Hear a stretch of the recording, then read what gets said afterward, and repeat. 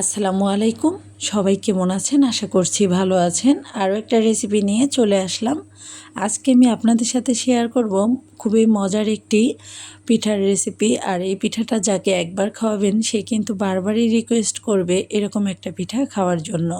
এই পিঠাটা এতটাই মজার, আসলে বলে বোঝানো যাবে না। যখনই বাসায় তৈরি করবেন তখনই বুঝতে পারবেন এটা কতটা মজার। তো চলুন রেসিপিটি দেখে নেওয়া যাক।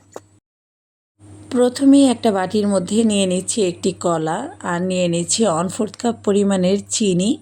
এখন কলাটাকে ভালোভাবে ম্যাশ করে নিচ্ছি।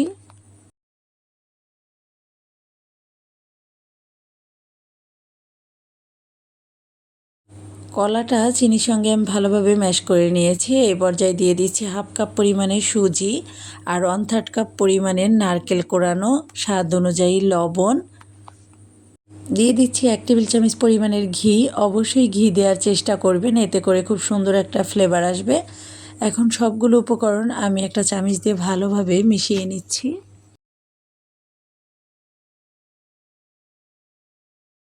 এখন আমি এর মধ্যে দিয়ে দেব ইস্ট, আর ইস্টটা দিলে কিন্তু এই পিঠাটা অনেক বেশি সফট হবে। দিয়ে দিচ্ছি কুসুম গরম দুধ। এবার আমি ভালোভাবে সব কিছু মিশিয়ে নিচ্ছি।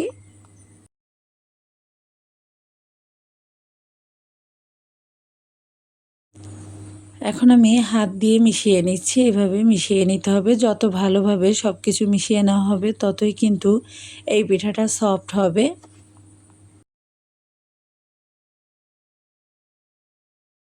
এখন দিয়ে দিচ্ছি 1 টেবিল চামচ পরিমাণের গুড়, আর এই গুড়টা দেওয়ার কারণে কিন্তু পিঠার টেস্ট অনেক গুণ বেড়ে যাবে।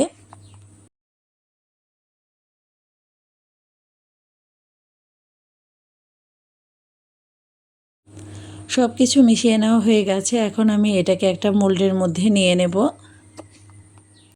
এই বাটিটার ভিতরে আমি খুব ভালোভাবে ঘি ব্রাশ করে নিয়েছি। এখন আমি এটার মধ্যে সম্পূর্ণ মিশ্রণটা দিয়ে দিচ্ছি। দিয়ে দেওয়ার পরে আমি উপর দিয়ে দিচ্ছি, এখানে আমি কাজু বাদাম দিয়ে দেব। আপনারা চাইলে কিশমিশ দিতে পারেন বা টুটি ফ্রুটি দিতে পারেন। তো আমি এখানে কাজু বাদাম কুচি করে দিয়ে নিয়েছি, এতে করে দেখতে ভালো লাগবে। এবার আমি একটা ঢাকনা দিয়ে এটাকে আটকিয়ে নিচ্ছি। ভাপ দেওয়ার জন্য চুলায় একটা প্যানে পরিমাণ মতো পানি দিয়ে দিলাম, আর একটা এখানে কাপড়ের উপরে আমি নিয়ে নিচ্ছি এই বাটিটা। এবার আমি এটাকে ঢাকনা দিয়ে আটকে হাই হিটে এটাকে আমি ভাপিয়ে নেব। 20 মিনিট আমি ভাপ দিয়ে নিয়েছি। এবার আমি একটু খুলে দেখে নিচ্ছি যে পিঠাটা হয়েছে কি না।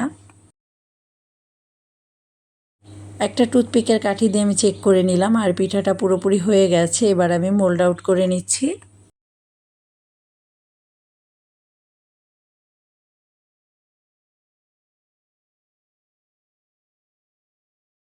পিঠাটা আমি মোল্ড আউট করে নিয়েছি, আর আপনাদেরকে একটু দেখিয়ে দিচ্ছি এটা কতটা সফট হয়েছে।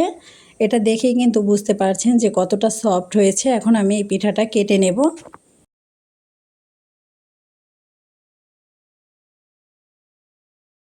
এটা কিন্তু আমি নারকেল দিয়েছি, এই জন্য পিঠার ভিতরটা দেখেই বুঝতে পারছেন কতটা সুন্দর হয়েছে।